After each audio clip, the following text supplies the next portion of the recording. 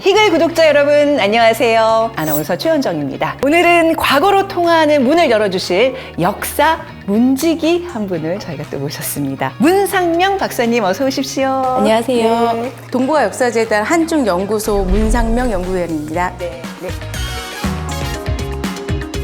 오늘 제목이 백두산 두 개 이름. 백두산이 지금 뭐 정체성 혼란을 지금 빚고 있는 건가요? 무슨 일이 일어나고 있죠?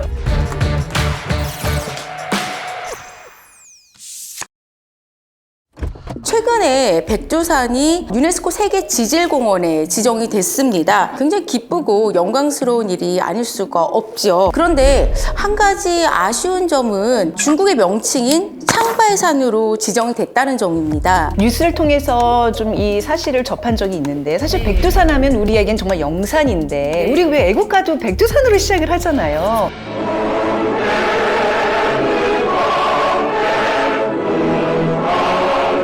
근데 백두산이 백두산이라고 안 불린다는 게 조금 깨름직한데요?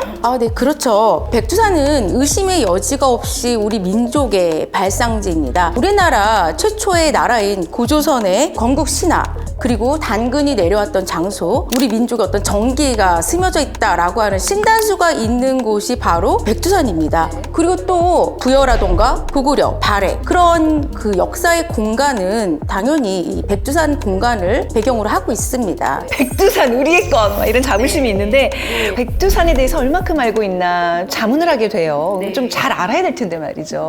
네. 현재 우리의 인식이나 어떤 태도에서 약간 조금 아쉬운 부분이 없지 않아 있긴 합니다. 왜냐하면 이게 국민들의 감정이 백두산은 무조건 우리 거야. 뭐 중국에 뺏기는 거 아니야? 막 이런 생각들을 가지고 있어요. 그래서 이런 부분에 대해서 오늘 제가 조금 좀 논리적으로, 역사적으로 같이 풀어갔으면 좋겠습니다.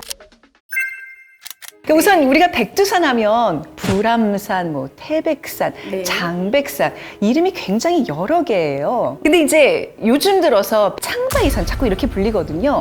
창바이산은 정확하게 뭐 어디에서 나온 말이고 어떤 뜻인가요? 창바이산은 중국의 발음이에요. 그 창바이산이라는 것은 옛날에 만주어의 가이민 상견 아린이라는 단어에서 출발했다고 볼 수가 있습니다. 가이민이라는 것은 길다라는 것이고요. 상견이라는 거는 하얗다라는 거예요. 그래서 아리는 산이고요. 그러니까 길고 흰 산. 어떻게 보면 우리가 부르는 백두산과 같은 뜻이라고 볼 수가 있습니다. 중국의 것이네라고 자칫 오해를 불러올 수 있는 그런 설명이에요, 지금. 네, 맞습니다. 백두산 이름이 창바이산으로 알려지게 되면 마치 백두산이 중국만의 산인 것처럼 국제사회에서 인식될 우려가 있습니다. 외국 사람들이 이제 얼핏 봤을 때는 백두산과 전혀 다른 산이라고 생각을 할 거 아니에요. 그렇죠. 아이고 마.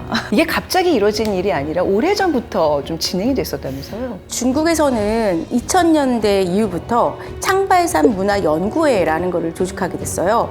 그러면서 이 백두산에 대한 연구를 꾸준히 해왔는데 백두산 같은 경우에는 워낙 큰 산이기 때문에 다양한 민족의 역사와 문화를 모두 품고 있습니다. 그렇기 때문에 창바이산 연구회에서는 주로 우리 민족의 역사는 조금 가리고 지우고 만주족의 역사만을 좀 내세우고 있는 경향이 있는 거죠. 그러다 보면 점점 마치 백두산에서 발현한 민족이 우리가 아니라 만주족만이다라는 그러한 인식으로 국제사회에 비춰질 수가 있겠죠. 그 중국에서는 백두산을 창바이산 문화권으로 규정을 하고 있습니다. 이 공간의 문화 역사를 모두 중국화하고 있습니다. 중국에서 지금 현재 내세우는 구호가 하나 있어요. 다민족을 하나로 견고하게라는 건데요. 筑牢中华民族共同体의识라는 의미입니다.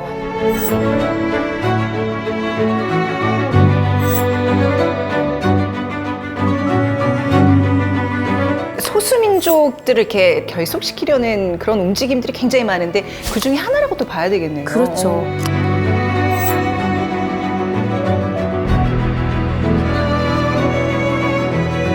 그러니까 중국은 56개의 민족으로 구성되어 있는데 결국은 하나다라는 거죠. 그리고 또 백두산 자체가 관광 자원으로서의 가치가 굉장히 크다면서요. 관광을 위한 인프라라던가 이런 것들을 굉장히 많이 구축해 놓고 있는 상황이고요. 실제로 지금 굉장히 관광이 잘 되고 있는 편입니다.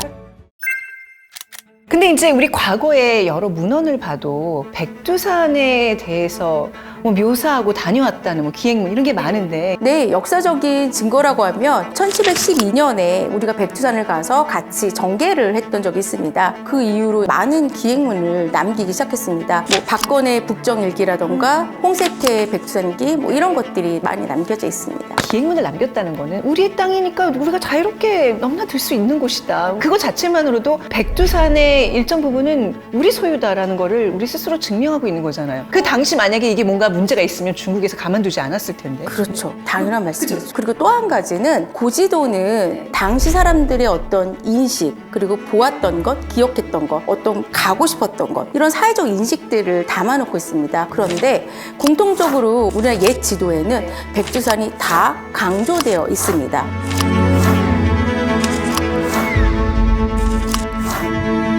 반면 중국의 고지도에는 백두산이 강조되어 있지 않아요. 혹시 이렇게 이런 걸 증명해 줄 만한 해외에 있는 우리나라 지도가 좀 있을까요? 있습니다. 있습니다. 네. 바로 이 지도인데요. 이 로얌드 꼴이라는 지도예요. 서양인이 그린 지도 중에서 우리나라의 형상이 가장 현재의 모습과 비슷한 지도. 중국에서 황여 전람도라는 지도를 제작하기 시작을 했어요. 그때 그 서양 선교사들과 함께 직접 근대식 측량을 하면서 지도를 제작하게 됩니다. 그러면서 우리 조선 부분도 지도를 제작하려고 했었어요. 그래서 사실 그들이 답사를 왔습니다. 백두산 이 북부 지역과 그리고 이 만주 지역을 답사를 했습니다.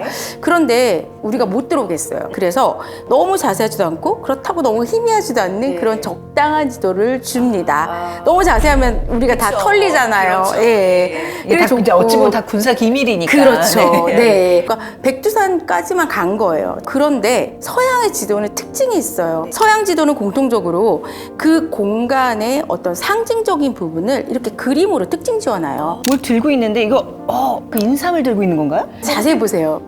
인삼일까요? 족제비다. 그렇죠. 이 옆쪽을 보시면 조금 더 명확해요. 허리가 굉장히 깁니다. 뭐예요 이게? 담비입니다. 이 담비라는 동물은 좀 춥고 물이 있는 그런 곳을 좋아합니다. 그렇기 때문에 백두산 쪽에 흑담비가 유명합니다. 이 담비는 경제적인 가치가 어마어마했습니다. 지금 말하면 그 에르메스급. 서양인이 그 특징을 잘 잡아낸 거네요. 그렇죠. 어떻게 보면 그들에게는 여기서 제일 돈이 되는 거 경제적 가치 담비라고 생각했던 거예요. 그러니까 이들 눈에는 조선은 담비의 나라. 근데 담비의 서식지는 바로 백두산. 이게 뭐가 연결이 탁탁 되네. 그러니까 어떻게 보면 백두산은 바로 우리 한반도의 상징적인 존재였다라는 것을 이 지도를 통해서도 볼 수가 있고요.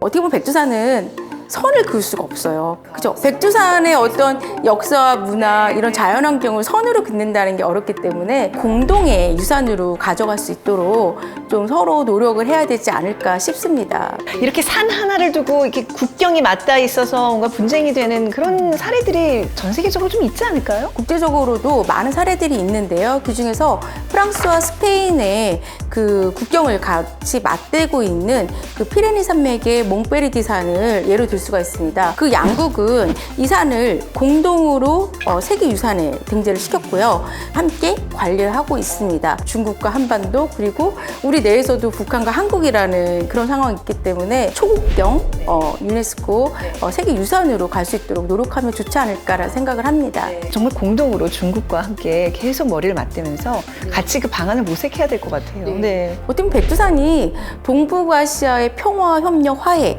아이콘으로 자리 잡을 수 있는 키를 가지고 있다고 저는 생각을 하거든요.